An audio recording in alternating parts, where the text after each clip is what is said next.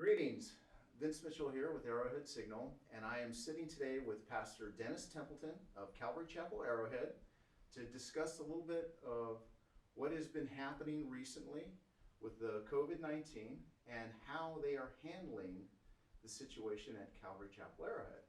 Good afternoon. What's up, Vince? How's it going? It's going good. So, got a few questions for you here, Okay. and some of these things you may have already answered through your media and other places, but we want to just kind of talk to you a little bit and get direct from the horse's mouth, so to speak, Thank you. answers on the question. So, first question that we have today is, how has COVID-19 affected your normal operations here? Pretty drastically. As you can see, we're sitting in a church with nobody in it. Right now, we'd be in the beginning of our second service, and we have had nobody, of course, which you would expect since we're not supposed to be gathering with more than 10 people. We've stopped our men's study, we've stopped our women's study, we've stopped our Wednesday night services, but we are doing everything online now, and we found out today that so is everybody else in the world. So there's a great lag time between the speaking and people getting it, and we're finding out that some people are dropping out because of that. Hopefully we'll get that all fixed up. Gotcha. So you actually are continuing to do these things, but you're using online technologies Right. to facilitate. Great. But with that, you're seeing with the technology, because so many other churches, people are using the technology as well, seeing a bit of a lag on that. It would seem so. Okay. So you said the church is empty. Is there a restriction on people coming to church right now? Well, gathering together, yes, of course. No more than 10 people. Okay. We were good as long as it was 250. We were okay. But when they made it to be 10 people, yeah, we So shut the doors. You're talking about the guidelines that came out of CDC to keep your gatherings to 10 or less. Okay. That's right. So for your crew here, were you at 10 or less to do the service to broadcast? Yes, today? we were. We were at 9. Oh, wow. Okay. We were at 9, which was okay. It was good. It was a little strange, talking to a few people instead of everybody, and also knowing that we're online and on the camera. So, yeah, I think we'll do better next time when we get a little bit more used to it. Great. And that kind of leads up to a question maybe that you've already answered, and it was, how can I attend church? So if I want to go to church, how can I attend it? And you've talked about that online. So how exactly does that happen online? If I want to attend, what types of things do I need to do? Just go to our webpage, arrowhead.com, and there are links there you follow that will take you to our page on Facebook, and then you can live stream it from there. Wonderful. So at ccarrowhead.com, you can go and there's information on how to connect to the live stream. Correct. Oh, wonderful. And are you maintaining the same service times and dates that you were in the past? So are you doing the same services and just replacing the meet in person with an online version of that? Sunday morning is at 9 a.m. Mm-hmm. That's our early service, so we're keeping that.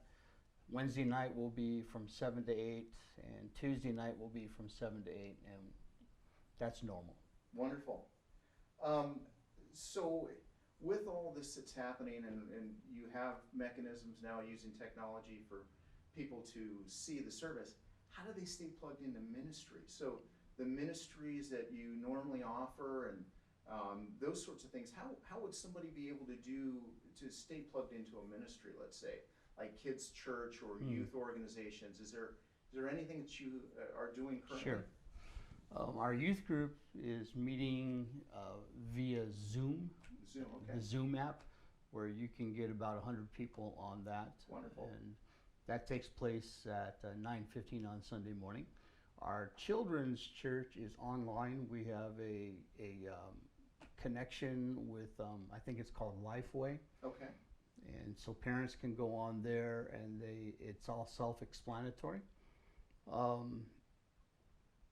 And as far as plugging into regular ministry directly, we do have teams that are visiting those who are shut in if they need a visit. Right now it's more of a phone call, but if they need us to pick up anything for them, we'll go and pick it up at the store, no matter what it is. And I'm hoping to start something where we can canvass the neighborhood and see if there are shut-ins there where we can go purchase groceries for them and stuff. Wonderful, wonderful. Toilet paper being one of those things? That's the biggest. So going back to the online and kids as well, talking about that, tell me, is the online service on Sunday and on Wednesday, the normal service that you teach, is that suitable for kids to watch? That I teach? Yes. Well, I think it's suitable for anybody to watch. High schoolers, yeah, it's fine. Little ones, probably not so much. They'll be bored within the first 50 seconds.